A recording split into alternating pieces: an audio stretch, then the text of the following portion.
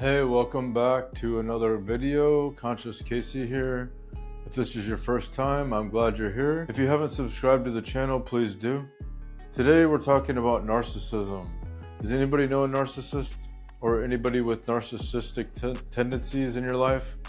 It's played a huge role in my life and shaping of who I am.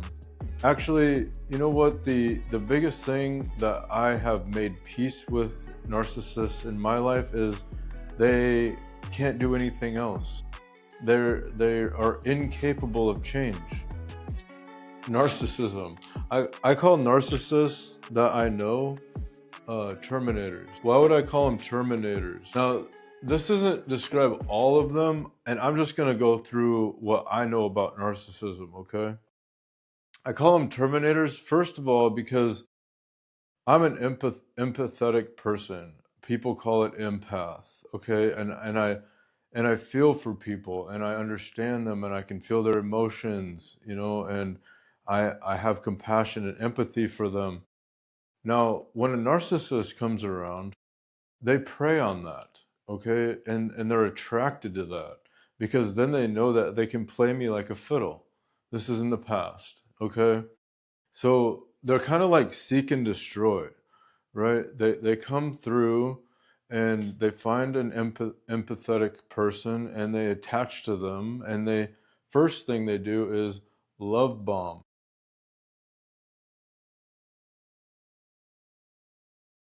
Okay, first thing they do is love bomb. You're so awesome, you do great things, I love your hair, I love the way you dress, you're so smart. How have I only found you now in my life? I'm so thankful for you. You cook well, you choose the best things. Okay? This is the hook. Okay? This is a hook. Okay? There's my hook. They hook you with the love bomb. All right? Next stage of narcissism is devaluation. Now this can come on very subtly. Why did you do that? Or why do you always do that? They start nitpicking at what you're doing. They have like little put downs of what you did, and you're like, "What? What do you mean? I always?" You're like, "What? I always do that." Whatever, and then it just like hooks you in your head again. You're like, "Wait, is there something that I'm doing wrong? I've always liked this. I've always been like this." They know before they were actually saying I was good for this, and now they're saying I'm bad for this. They just create mind f's, and they have you like spinning. This devaluation stage is like, wait, I thought you loved me, like, and I thought it was super cool, and like I thought I was like your number one. And quickly, because listen, when you're getting love bombed, you develop an attachment to that, and I'm just going to go to a Buddhist principle of non-attachment, or detached with love. Okay, you don't want to really hang on to somebody being negative to you, right? You don't want to internalize that. Like somebody says you're weird, somebody says you're fat, somebody says you're ugly, somebody says you didn't do that right, you're like, psh, I'm not gonna hold on to that. I create my own value. I evaluate myself. I validate myself. But when somebody loves you, it's kind of covert, and there's covert narcissism. Okay, it's kind of covert because you're like, ooh, that feels good, and you like feed into that, and you kind of attach to that, and you let it in your life as part of your value, and you're getting validation from that. Stop, go back, do not continue. That's a red flag for me. I mean, yeah, of course, like normal people and well-adjusted, healthy people complement each other, okay? And you encourage each other, and you say you're doing good, and you accept them, okay? That is not a love bomb. Love bombs are different. They're like, you can do no wrong. You are always good. That's why it's so important to tiptoe into relationships and be friends with people for a while, because people can keep up the facade for, 3 months, 6 months, even a year. And by that time, you're already hooked, you're already hooked and you're deep into it and you're committed. So that's why it's good to see these stages like love bombing and then devaluation. Like, it doesn't feel good, trust me. Okay, here comes the next one. Now, I'm a little ignorant sometimes. I'm a little dense. And I didn't really even know what this term meant. I didn't really know what this was. I never really even heard of the term before, 2021 that I know of. So gaslighting is like something happened and they deny that it happened, or they change the narrative on how it happened. They rewrite history, and it kind of makes you go insane.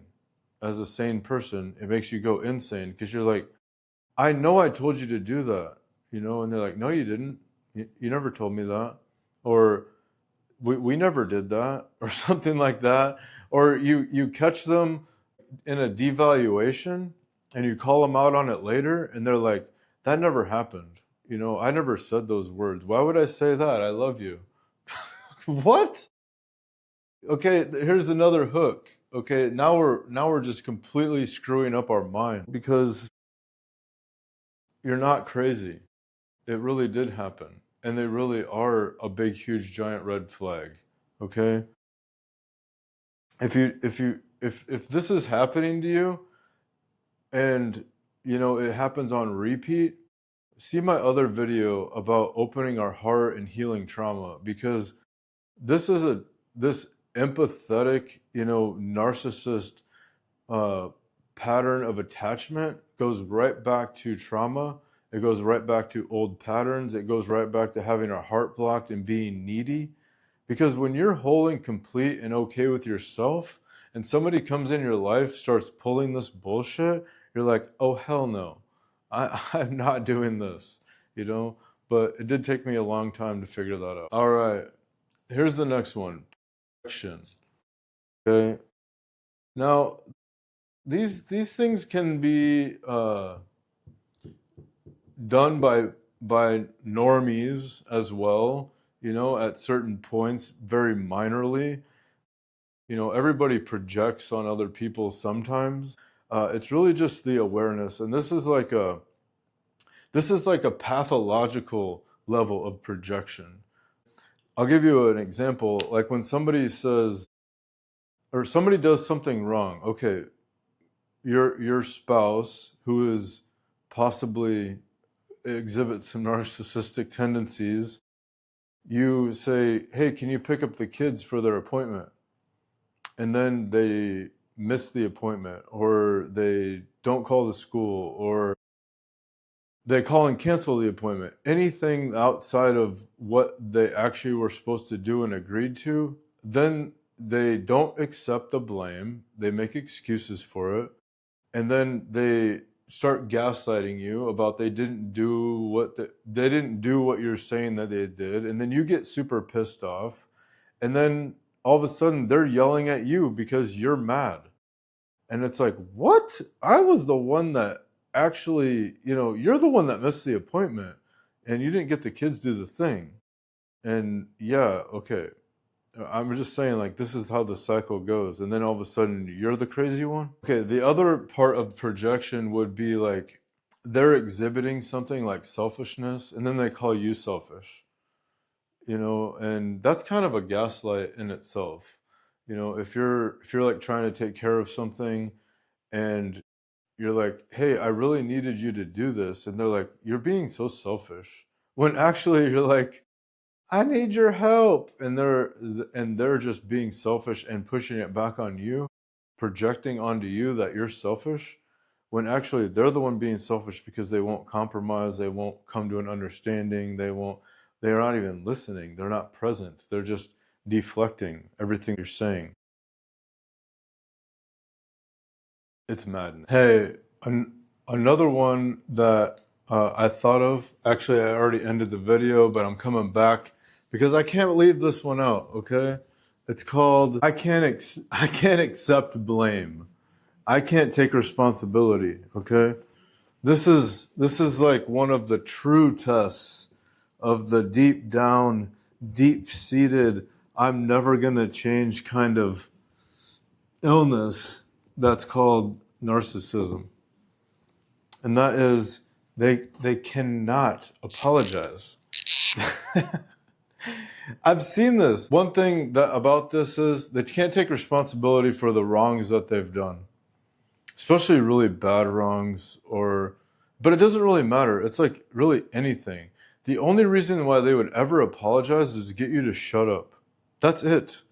If you like beg them or you threaten to leave them, or it like gets super bad where you like corner them and like you get so angry and you corner them into this, they can't move, you have all the evidence, you're showing the video of them cheating or something or whatever it is, and they cannot get out of it, then they'll say, I'm sorry, didn't mean to do that. It's completely void of any emotion, or they go the other direction and they're fakingly empathetic and apologize. Please take me back. I'll change this. I'll change that. Oh shit. I just remembered this one. Future faking. Future faking.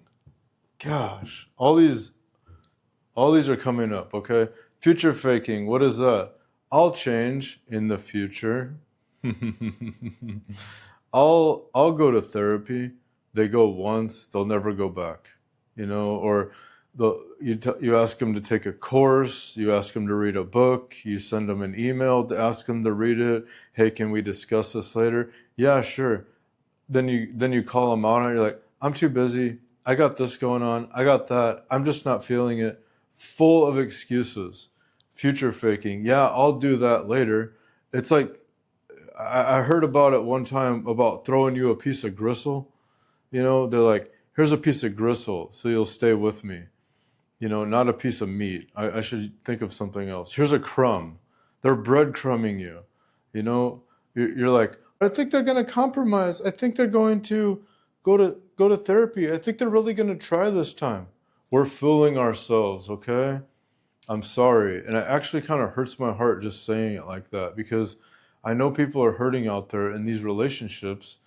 And I've been a part of like love addiction forums and sex addiction groups and narcissism groups, and I've studied this extensively and I've watched many videos on it because I was just mind boggled that a lot of my life was going through these stupid patterns. And I knew at the time, I could see there is a pattern. I just didn't know what it was. So, anyways, I felt called to bring these extra little notes. So I'll return back to the normal video. All right, next one on the list is victim. These poor narcissist terminators. Victimhood. All right, victimhood. Poor me, crying, or like really when they get super called out and it's like so obvious, they just collapse into this puddle of human that they're just so pitiful. You're just like, good God. Like, and then you're like, oh, it's okay, I know. You try to give them understanding and stuff, but really it's just another pattern. Okay, don't forget, they're not capable of anything but these patterns, unfortunately. Their love is really just kind of it's like it's a fake love, it's a fake cry, it's fake empathy. If they and if you get on their bad side, good God, they are ruthless. They will I'll just put it on here, smear campaign. If you piss off a narcissist, you call them out, you get evidence on them, whatever it is, they will stop at nothing to ruin your life. They will stop at nothing to talk to all your friends, to spread lies about you, to really go above and beyond to gossip about you for extended periods of time.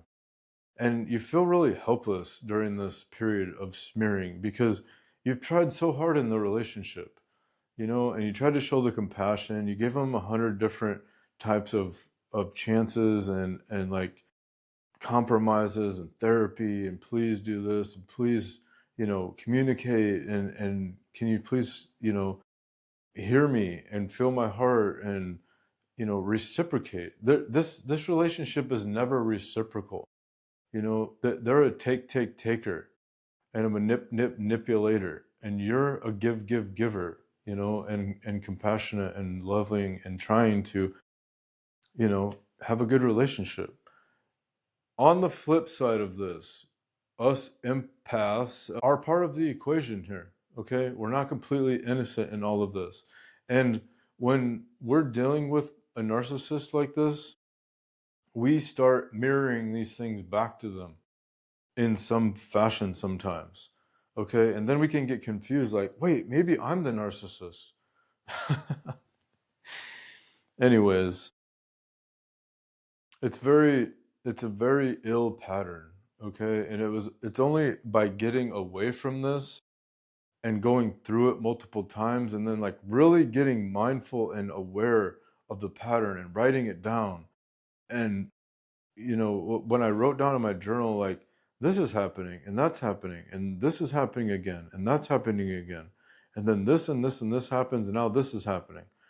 I finally found the pattern. It was like a freaking word search on my journal. I'm like, wait, go back. Hey, that happened. Hey, that happened. And then I had to write down, you get so entangled in these relationships and you just want their love so hard and you just get trauma bonded to them. This push pull dynamic, this push pull, push pull. You give them love, they take your love, then they squash you like a bug. And it keeps happening over and over and over. And you're like, I'll give you another chance. I'll give you another chance. I'll give you another chance. And usually the sexual part of the relationship or the heated part of the relationship is really good, but it's like the only thing to hang on to sometimes. It's like attached, enmeshed love that's toxic. Anyways, very difficult to pull out of, especially when you're in it for years and decades. It's like once you learn these patterns, you're like, what was I married to? What was I going out with? Why was I attracted to that? And then you really got to take a look inward at yourself. Like, why does this pattern repeat? One of the patterns is, okay, we're going to move into, what I think it's important to look at from our standpoint, on the other side of the relationship, okay? Dealing with terminators. Because there are things and techniques and tools that we have to use to heal this attraction to these kind of, or at least raise awareness that you're getting into a relationship like this. Because these uh, the universe continues to bring back the scenes and people in life that will wake you up further, that will increase your awareness, that will heal you. Okay, so I just kept noticing these same patterns coming back. So, number one, and it was like one of the hardest things to do, is boundaries. Hopefully, I spelled that right. You can put it in the comments if I didn't. Thank you. Boundaries. So, I was trying to separate from a woman that I was seeing for a little bit of time, and she kept coming back in my life, and I kept letting her back in my life because I cared about her and I wanted her to be, successful in life, and she had a lot of problems. So first thing to recognize is you don't have to fix anybody. I skipped on the boundaries. Okay, boundaries. I told her, I cannot see you anymore. And, like, that was number one, really hard to do. Blocking her, super hard to do. What if she dies? What if she is in distress? What if she needs me? What if? Block her, no contact. Thank you. Goodbye.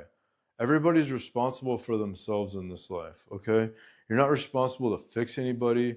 You're not responsible to save anyone, okay? You know what the solution is to fixing and saving people? support, encouragement, and detach. Okay, this is the solution to this. We are not fixers.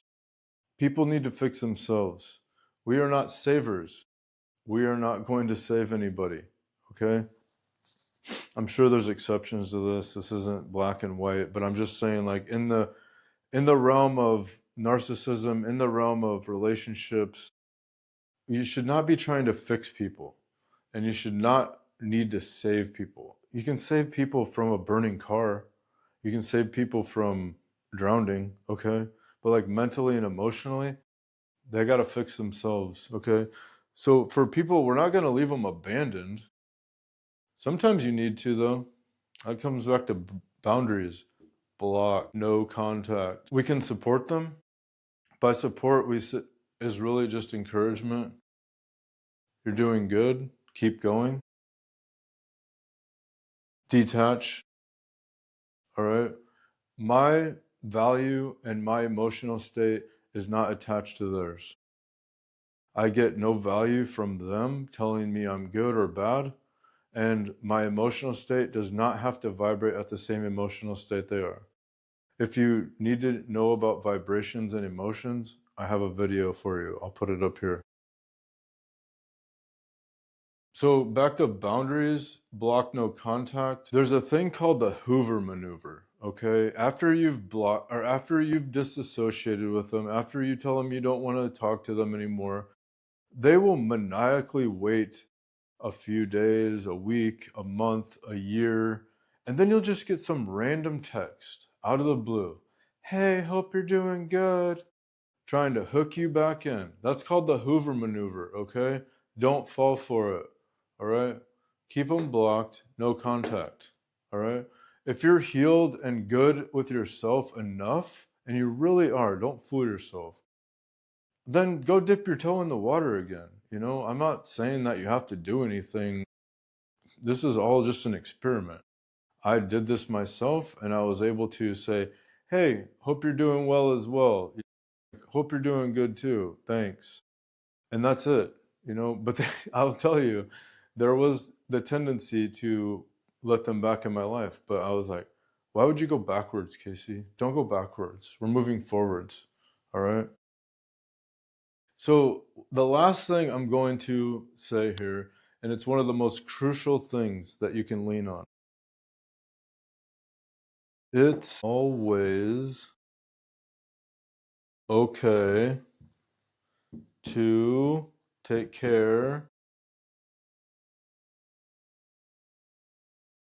of yourself.